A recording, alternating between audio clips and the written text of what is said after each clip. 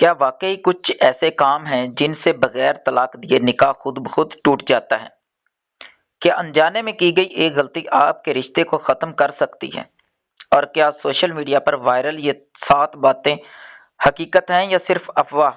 آج کی اس ویڈیو میں ہم آپ کو وہ سچ بتائیں گے جو ہر شادی شدہ مرد اور عورت کو جاننا ضروری ہے، کیونکہ ایک چھوٹی سی غلط فہمی آپ کی پوری زندگی بدل سکتی ہے۔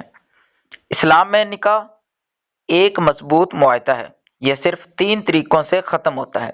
نمبر 1 طلاق، نمبر 2 خلا، نمبر 3 فسخ نکاح۔ اس کے علاوہ خود بخود نکاح ختم ہونے کا تصور بہت محدود اور خاص حالات میں ہوتا ہے۔ وہ 7 حالات جن میں نکاح ختم ہو سکتا ہے۔ نمبر 1 دین سے پھر جانا۔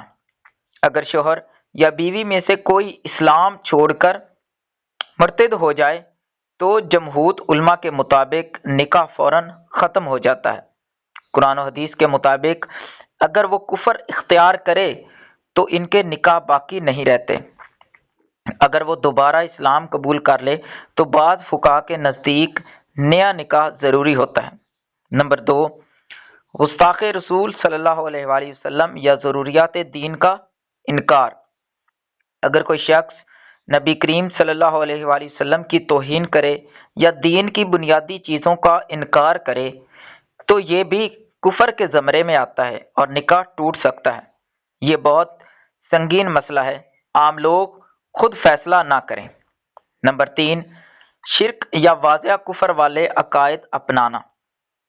اگر کوئی شخص اللہ کے ساتھ شریک ٹھہرائے یا واضح کفر کے عقائد اپنائے تو نکاح برقرار نہیں رہتا۔ نمبر 4 حرمت مصاہرت۔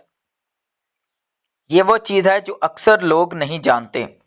اگر کوئی شخص اپنی بیوی کی ماں یا بیٹی کے ساتھ جنسی تعلق قائم کرے تو اس کی بیوی اس پر ہمیشہ کے لیے حرام ہو جاتی ہے۔ نکاح فوراً ختم ہو جاتا ہے۔ یہ بہت سنگین گناہ ہے۔ نمبر 5 لعان۔ اگر شوہر بیوی پر زنا کا الزام لگائے اور گواہ نہ ہوں، عدالت میں لعان ہوتا ہے۔ اس کے بعد دونوں ہمیشہ کے لیے جدا ہو جاتے ہیں، دوبارہ نکاح بھی نہیں ہو سکتا۔ نمبر 6 عدت کے دوران دوسرا نکاح۔ اگر عورت عدت کے دوران کسی اور سے نکاح کر لے تو پہلا نکاح ختم سمجھا جاتا ہے اور دوسرا بھی باطل ہوتا ہے۔ نمبر 7 قانونی یا شرعی فسخ نکاح۔ کچھ صورتوں میں شوہر غائب ہو جائے، نہ نفقہ نہ دے، ظلم کرے تو عدالت نکاح ختم کر سکتی ہے۔ وہ باتیں جو غلط ہیں، غصے میں بات کرنا، مذاق میں الفاظ بول دینا، بیوی کو گالی دینا، اذان کے وقت باتھ روم جانا، کوئی تعلق نہیں اس سے۔